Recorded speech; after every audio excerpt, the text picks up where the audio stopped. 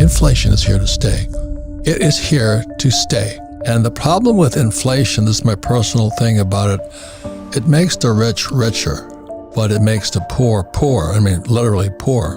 And then the middle class gets hit the hardest. And the thing that concerns me is, and revolution starts when the poor can't survive. Because, like when you go to the store and a piece of celery is $20, and today it's oil and all this. So the question today is, what do you do? How do you hedge against what's coming? Because when Biden, when that commie Biden cut off the XL pipeline, the price of oil went through the roof.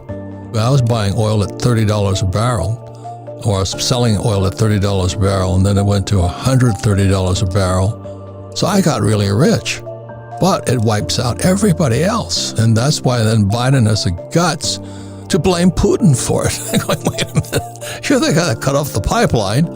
This guy Biden is a criminal. And if you understand how the dollar is created, you'd be at Vancouver, because 1944, the US dollar became the reserve currency of the world. What that is a thing called Triffin's dilemma. That means we're always short of dollars. So they have to keep printing. And they'll always print. The system is flawed. This is our time. And so, ladies and gentlemen, this is not a political show. We're not CNN, and we're definitely not Fox. But we better start paying attention. So that's why I wanted to have Jay Martin on here, because he's in the heart of resource country, which is Vancouver, British Columbia. It's time, if you're not paying attention, if you're still riding the default mode, it's time to start paying attention and taking control, because exactly what you just said, right? If we thought consumer inflation has been bad and caused, disgruntled civil unrest, just wait until we see food and fuel riots in the streets. And I've never been a doom and gloom guy. That's not what I am. I'm an investor. I'm looking to make money. I think the rest of the 2020s will be like the first 2 years of the 2020s, right? Unprecedented is the new precedented. And this is just getting started. Correct. And we both have some really stellar leaders. You have Trudeau and we have Biden. I mean, the communist way is to kill many people as possible. I'm a Vietnam veteran, and I saw Vietnamese killing Vietnamese. And that's just not part of our psyche. But the trouble with communism, or what you can see in the Ukraine, they'll shell housing, they'll shell women and kids and all this. They don't care. It's murder in my book, but as a U.S. Marine, we go to jail for that. But the communist system is, it's okay to murder your fellow human being. And so that's why it's dangerous. But more than so, other than just that, how do you protect yourself from them killing us in our wallets? What Biden's doing and Trudeau's doing, they're a bunch of hardcore communists. They may not know it, but what they're doing is making it really tough on the poor and middle class, aren't they? Yeah, 100%. And that communist manifesto is always sold under the guise of community and togetherness, and we're going to have each other's back. And any student of history knows that's never how it goes. Repeatedly, it's sold to the public, and the public accepts it. Isn't that wild? How many times do we need to learn this lesson? But we're going that direction, and it's somewhat horrifying. And so what do, right? My answer is optionality. I need options, right? And so whether that's stores of wealth in a variety of safe haven asset classes, I'm heavy gold, silver, Bitcoin, I'm heavy real estate. But beyond that, we're optioning our US passports. I'm Canadian American, my family's dual, right? And I want the optionality of a couple of geographies, to be honest with you. Right. I'm an oil guy. I own lots of oil.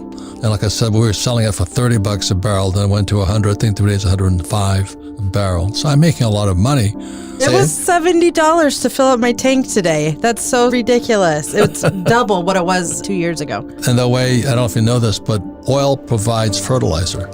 And fertilizer is what keeps the crops growing. So you're going to see food prices climb, and then the cost of getting the food to the supermarkets and all this. It just gets to be worse and worse and worse and worse and worse. And so that's when Biden cut off the pipeline. He made me a rich man. Then he blames Putin for it. I'm going, what? These guys are cartoons. They're jokes. Yes. I mean, how much oil and gas actually makes it to the US from Russia? It's less than 10%, right? And the US has lots of options to produce more natural gas and oil. Biden has cuts it off here. He's cutting our oil supply. I mean, I produce oil, so I'm not concerned at all, but he cut the production of America down. The biggest problem is, for the last few years, all wars are about oil. What happened to Pearl Harbor? They bombed Pearl Harbor because Roosevelt cut off oil. Yeah. And they said, you screw you, we're going to bomb you. So I watch what's happening in the Ukraine, and then Biden goes to Saudi Arabia. And then this was the biggest thing of all, Jay. I don't think anybody saw it. Saudi Arabia agreed to sell China oil and trade in the yuan, the Chinese currency. I don't like the direction things are going, but I don't know of a currency that holds more influence on the global stage or that will. I don't think people know the history of the dollar. It's a petrodollar. The U.S. dollar is what everybody trades, not only in food and stuff like that, but they traded oil in dollars. The moment that they start accepting yuan, I mean, why doesn't Biden, I guess his family does work for the Chinese government, don't they? But the point here is this, what are you going to do about it? I just took a position, one of the largest gold mines in the world, in world history. And I'm very bullish on gold. We have control of tons of gold, not just ounces. And because to me, gold has been money since God came around. Gold and silver are God's money. Bitcoin is people's money. And so that's why I watch the dollar, and I still see Americans saving dollars or Canadians. I'm going, what the heck are people, are they nuts?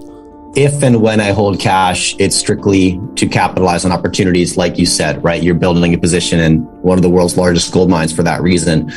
And I've been heavier cash over the last 6 months than ever before. And the reason was, Robert, I really struggled to find value anywhere. Right? It was like I'm heavyweight and continuing to buy gold and silver. If you can't find a deal and you're stacking with cash, because of course Biden printed I don't know how many trillions, they're printing so much cash.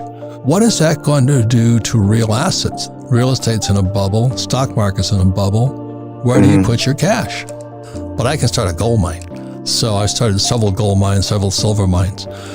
And please, anybody who is into the stock market and real estate market right now, or even worse, somebody who believes in saving dollars or loonies, Canadian dollar or yen or pesos, I don't know if you understand here that they're printing trillions of it. And when Biden shut down the XL pipeline, I went, oh my God, that guy is a communist. Because when he shut down the pipeline, we knew inflation was going through the roof. And so anyway, we're talking about how do you play this, because they're going to keep printing money.